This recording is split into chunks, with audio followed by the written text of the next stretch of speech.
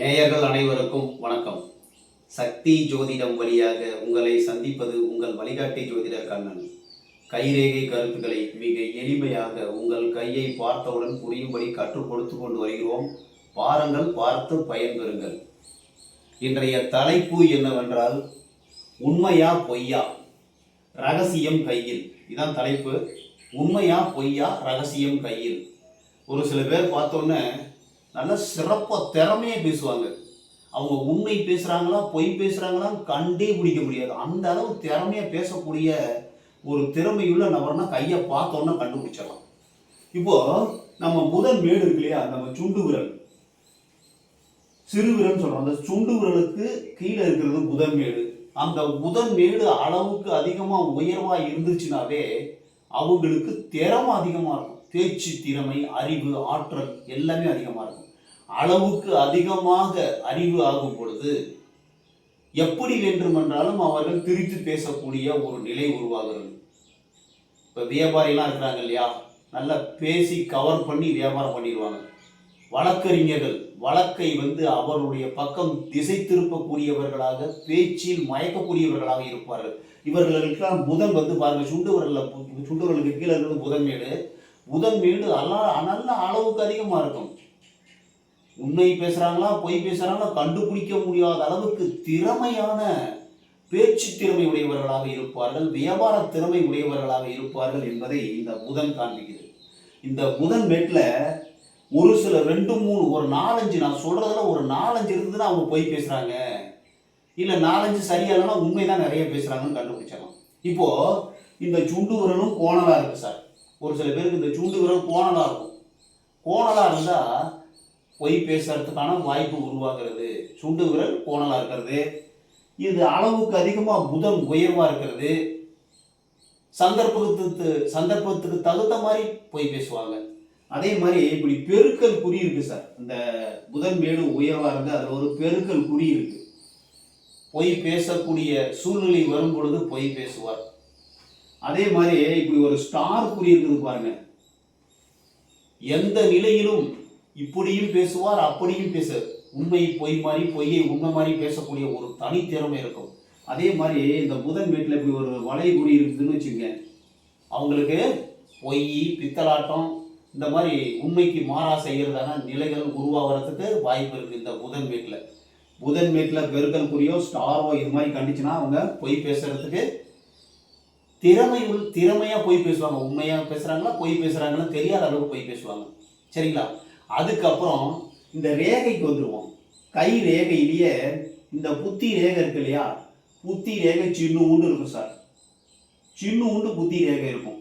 இதெல்லாம் ஒரு 4-5, நான் சொல்றது 4-5 சேர்ந்து வந்தால் தான் பொய் சொல்றதுக்கு வாய்ப்பு இருக்கு. ஒரு ரேகையை வச்சு இவங்க பொய் பேசுவாங்கன்னு கண்டுபிடிக்கவே முடியாது. புத்தி ரேகை சின்னதாக இருக்கு, அவங்களுக்கு புத்தி கொஞ்சம் கம்மியாக வேலை செய்யும். அதனால் பொய் பேசுவதற்கான சூழ்நிலை உருவாகிறது. ஒன்று, இந்த சூரிய மேடு இருக்குல்லையே, இந்த மோதிரம் போடுற வரலுக்கு கீழே இருக்க சூரிய மேடு, சூரிய ரேகை இல்லாமல் மேடு நல்ல அளவுக்கு அதிகமாக உயர்வாக இருக்குன்னு வச்சுக்கலேன், அவங்களுடைய கௌரவத்துக்காண்டி பொய் பேசுவாங்க. நான் அப்படி இருந்தேன், இப்படி இருந்தேன், என்னுடைய முன்னோர்கள்லாம் அப்படி இருந்தாங்கன்னு பொய் பேசுறதுக்கு வாய்ப்பு இருக்குது. இந்த சுக்கிர மேடு இருக்கு இல்லையா, சுக்கிர மேடு அளவுக்கு அதிகமாக உயர்வாக இருந்துச்சுன்னா ஆசைக்காண்டி, அவர்களுடைய ஆசையை நிறைவேற்றிக்கிறதுக்காண்டி பொய் சொல்லுவாங்க அப்படிங்கிறத நம்ம கண்டுபிடிச்சிடலாம் ஈஸியாக. கையை பார்த்தோன்னே ஈஸியாக உண்மை பேசுகிறாங்களா பொய் பேசுகிறாங்களா. நான் சொல்கிற பாயிண்டில் ஒரு 4-5 பாயிண்ட் இருந்துன்னா அவங்க பொய் பேசுவாங்க, இல்லைன்னா அவங்க உண்மை தான் பேசுவாங்க அப்படிங்கிறத நம்ம கண்டுபிடிச்சிடலாம். இந்த புத்தி ரேகை சின்னதாக இருந்தால் பொய் பேசுறதுக்கான வாய்ப்பு உருவாகுது. இப்போ ரேகையிலேயே பேரை பாருங்க. இந்த ஆயுள் ரேகைன்னு சொல்கிறோம். இந்த கட்டை விரதத்துல சுக்கரமேட்டை சுற்றி வர்றது ஆயுள் ரேகை. இது ஆயிலை மட்டும் குறிப்பது அல்ல, ஆயிலையும் குறிக்கும். ஆயுள் ரேகை ஆயிலை மட்டும் காட்டாது சார். உடம்புல உள்ள சக்தி, பலம், உங்களுடைய உயிர் சக்தி, உங்களுடைய திறமையை காண்பிக்கக்கூடியது, உங்களுடைய வாழ்வினுடைய உயர்வை காண்பிக்கக்கூடியது. ஆனால் ஆயுளையும் காண்பிக்கும். அதனால தான் அது ஆயுள் ரேகைன்னு சொல்கிறாங்க. முழுவதுமாக பார்த்தா ஆயுள் ரேகை என்பது பொய் தான். இதுக்கு என்ன சொல்லணும்? உடல் சக்தி ரேகை, உயிர் ரேகை அப்படின்னு நம்ம சொல்லணும்.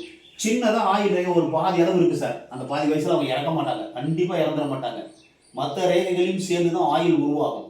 ஆனால் இதை பார்த்து முக்கால்வாசி ஆயுளை கண்டுபிடிக்கலாம். அதனால பொய் கிடையாது. இன்னொன்று, இந்த விதி ரேகை இருக்கு இல்லையா, விதி ரேகையை பார்த்த உடனே அதுக்கு பேரு விதி ரேகைன்னு சொல்லுவோம். அந்த விதி ரேகையை உண்மையா விதியை மட்டும் காண்பிக்கிறது இல்லை, வருமானத்தை காண்பிக்கக்கூடியது. உங்களுக்கு வருமானம் எப்படி வரும், வேலை செய்வீங்களா, தொழில் செய்வீங்களா, வருமானம் எப்போ வரும், எப்போ நிற்கும், எப்போ தடைபடுங்கிறத காண்பிக்கக்கூடியது விதி ரேகை. அப்புறம் அதுவும் இல்லாமல் இந்த ஆரோக்கிய ரேகைன்னு சொல்கிறோம் பாருங்க, இந்த ஆரோக்கிய ரேகை இல்லாமல் இருந்தால், கையில் ஆரோக்கிய ரேகை காணப்படாமல் இருந்தால் நல்ல சிறப்பான ஆரோக்கியம். அப்படி ஆரோக்கிய ரேகை இருந்தால் உடைபடாமல் இருக்கணும். உடைபட்டுச்சுன்னா வியாதி வந்துடும் அப்படிங்கிறத அர்த்தம். அப்போ ஆரோக்கிய ரேகைன்னு சொல்கிறோம்.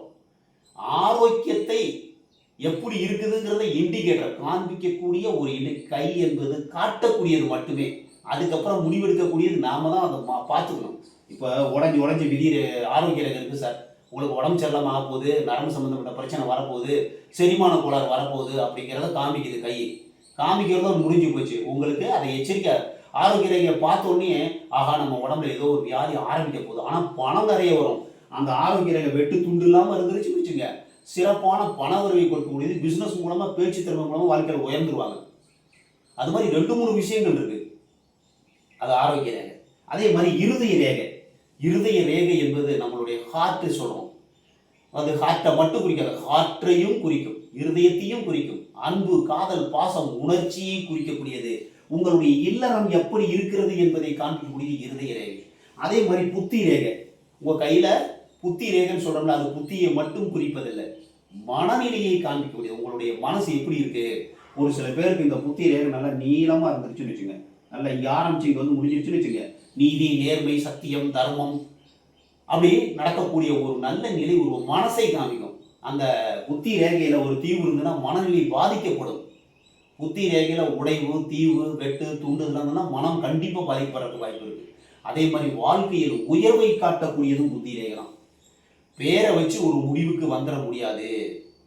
இப்போ நம்ம ஒரு எடுத்துக்காட்டுக்கு சொல்றோம், கோடீஸ்வரன் பேர் வச்சிருக்காங்க.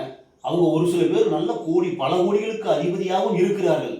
ஒரு சில பேர் 1 கோடி கூட இல்லாம கஷ்டப்படுறவங்களுக்கும் கோடீஸ்வரன் பேர் வைக்கிறாங்க. சரிங்களா? அதனால ஒரு கை ரேகையை வைத்து, ஒரு ரேகையை வைத்து அவங்க உண்மை பேசுறாங்களா பொய் பேசுறாங்களான்னு கண்டுபிடிக்கவே முடியாது. ஆனால் ஒரு 4 நான் சொன்னதுல ஒரு 4-5 குறிகள் இருந்தா அவங்க பொய் பேசுறாங்கன்னு ஈஸியா கண்டுபிடிச்சிடலாம்.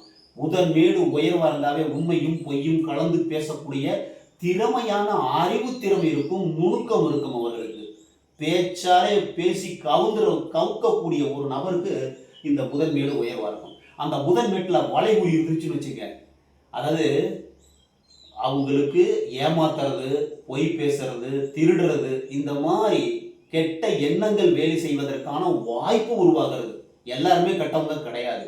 அந்த ஒரு குறியை வச்சு அவங்க கெட்டவங்கன்னு முடிவு பண்ணவும் கூடாது. கையில இந்த மாதிரி இருந்தா அந்த மாதிரி இருக்கிறதுக்கு சான்சஸ் இருக்கு. ஒரு சில பேருக்கு புதன்மேடு உயர்வா இருக்கு சார், புதன்மேட்டுல வளைகுறி இருக்கு. அப்போ அந்த புத்தி ரேகையை பார்க்கணும். புத்தி ரேகை சின்னதா அவர் இந்த விதி ரேகைக்கு முன்னாடியே புத்தி ரேகை நின்று போச்சுன்னா அது ஸ்ட்ராங் ஆகும். இந்த புத்தி ரேகை நல்ல நீளமா வந்துருச்சுன்னு வச்சுக்கலேன், அவங்களுக்கு எப்படி இருக்கும், அந்த புத்தியை கொண்டு அந்த எண்ணம் வரும், ஆனால் அதை தடுத்துரும், புத்தி தடுத்துரும். அதே மாதிரி இந்த புத்தி ரேகை இப்படி சந்திரன் பக்கம் வளைஞ்சிருக்குன்னு வச்சுக்கோங்க, அவங்களும் வந்து பொய் பேசுறதுக்கு வாய்ப்பு உருவாகும், கபடம் செய்வது, ஏமாற்றுவதற்கு வாய்ப்பு உருவாகிறது. இந்த மாதிரி கையை பார்த்தோன்னு மோஸ்ட்லி ஈஸியாக தெரிஞ்சுக்கணும்னா துண்டு விரல் போனதா இருக்குது, இந்த புதன்மேடு அளவுக்கு அதிகமாக உயர்வா இருந்துச்சுன்னா திறமையாக பேசி வாழ்க்கையில் உயரக்கூடிய அமைப்பு இருக்கும். பொய் பேசுறாங்களான்னு உண்மை பேசுறாங்களான்னு ஒரு 4-5 இதை வச்சு தான் சிச்சுவேஷன் பண்ண முடியும். இப்போ பொய் பேசுறாங்க அப்படின்னா இந்த சுண்டு விரல் போனதா இருக்கணும், இந்த சுண்டு விரலுக்கு கீழே இருக்க புதன்மேடு அளவுக்கு அதிகமாக உயர்ந்து அதில் ஒரு கிராஸ் மார்க்கோ ஸ்டாரோ ஒரு வளைகுறியோ இருந்ததுன்னா அவங்க பொய் பேசி வாழ்க்கையில் உயரக்கூடிய நிலைக்கு உருவாகும். பொய் பேசியே வாழ்க்கையில் உயர்வாங்க. ஒரு சில பேர் பேசுறத கண்டுபிடிக்கவே முடியாது, அந்த மாதிரி இருக்கிறதுக்கு வாய்ப்பு இருக்கு. இது ஒன்று. ரெண்டாவது, கையில் உள்ள ரேகைகளையும் பார்க்கணும்.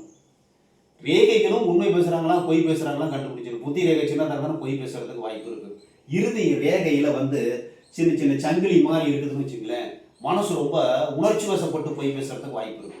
மேடுகள் சுக்கரமேட்டை பார்க்கணும், சந்திரமேட்டை பார்க்கணும். சந்திரமேடு அதிகமாக இருந்தால் மனம் அதிகமாக வேலை செய்யும். உண்மை பேசுகிறோமா பொய் பேசுகிறோமான்னு தெரியாது, பொய் பேசுறதுக்கு வாய்ப்பு இருக்குது, மறதி அதிகமாகும். அதே மாதிரி அந்த சுக்கரமேடு ஆசைக்காண்டி பொய் பேசுறது. செவ்வாய்மேடு கோவம் வந்து கோபத்தில் அப்படியே விட்டுருவாங்க வாயை, இந்த மாதிரி இருக்கிறதுக்கு வாய்ப்பு இருக்கு. உங்களுடைய கையை பாருங்கள். எந்த மேடு உயர்வா இருக்கு அந்த மேட்டின்படி பொய் சொல்றதுக்கு வாய்ப்பு இருக்கு, உண்மை பேசுறதுக்கும் வாய்ப்பு இருக்கு. அதுல ஒரு 4-5 விஷயத்தை நம்ம பார்த்து தான் கண்டுபிடிக்கணும். மோஸ்ட்லி உண்மையா பொய்யான்னு கண்டுபிடிக்க முடியாத அளவுக்கு திறமையாக பொய் சொல்லக்கூடிய, உண்மை சொல்லக்கூடிய நபர்கள் புதன் மேடு உயர்ந்தவர்கள். இந்த காணொலியை நீங்க உங்களுக்கு யூஸ்ஃபுல்லா இருந்ததுன்னா அடுத்தவங்களுக்கு ஷேர் பண்ணுங்க. புதுசா பார்க்குறவங்க சப்ஸ்கிரைப் பண்ணிங்க.